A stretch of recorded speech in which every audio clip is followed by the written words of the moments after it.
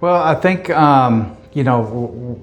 having everything happen at once is horrible. We have a great place here in Walton County. Freeport, District 1 is a great place to land, but it's just hard to keep up with growth. When you're talking about infrastructure, you're talking about recreation, you're talking about all the above. Businesses that people want to, go to. It's just everything at once kind of problem. We don't have the luxury of a little bit coming in here, a little bit coming in here. The floodgates just opened up, or somebody turned on the fire hose, and now we're having to deal with it. Within the next 5 to 7 years, there's no money planned on widening 20.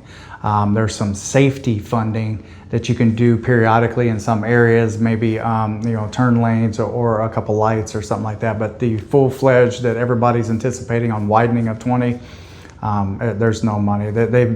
We went down to the conference where the FDOT secretary spoke, and all that money is being focused down south. The I-4 corridor, they're very proud of their I-4 corridor, where all the expansion, everything is going down there. But I've actually talked to the folks at FDOT, and there's no money or funding for 20 to expand. So that kind of saddens me, because as you know, you can pull out of here at 5 o'clock and you're not going anywhere. You come up 331 south to turn left on Freeport up here in front of Publix and everything. Plan on packing a lunch. It's crazy. It really is.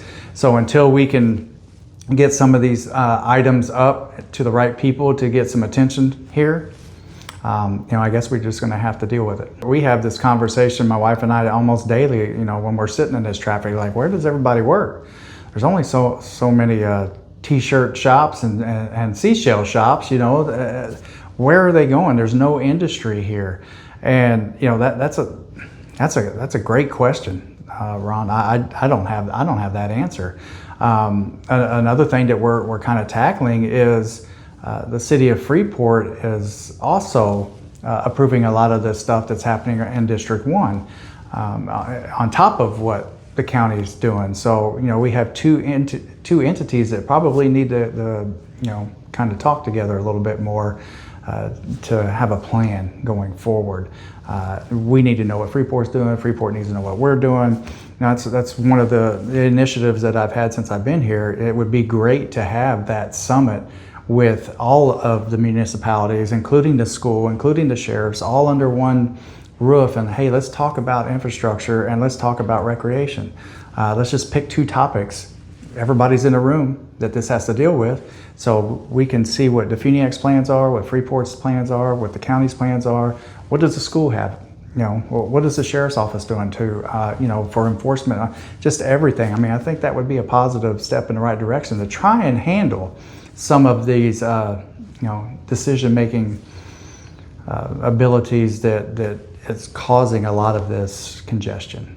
Looking at the private sector, I haven't been in government just for 2 years now, but most of my knowledge has come from the private sector. And I've lived in similar towns where, you're surrounded by colleges that have these programs that would benefit, but there's no industry here. So and to add to your question, how do you marry industry or try to attract them to the folks that are already here? We have Northwest Florida, we have the U of F, we have all of these colleges that are here. I just saw recently that one of the counties got some kind of welding business that was, I can't remember if it was Jackson or Holmes, but we need to reach out to those type of folks to get some of that here. People want to live here, they go to school here, their children want to stay here, but if there's nothing here for them, they're going to go somewhere else. But then the opposite of that, you can ask me, well, why are all these people coming in here? And we go back to your question, where do they work? I can't answer that. Maybe they're home-based businesses, maybe, I just don't know. All I know is when I leave here at 5 o'clock, I want to know, just like everybody else, where do all these people go to work at? We know where they live, and which segues into, we see all these apartment complexes coming, we see all these townhomes, we see all these residential, but I see a lot of the parking lots not full. They're not at capacity or even close to capacity.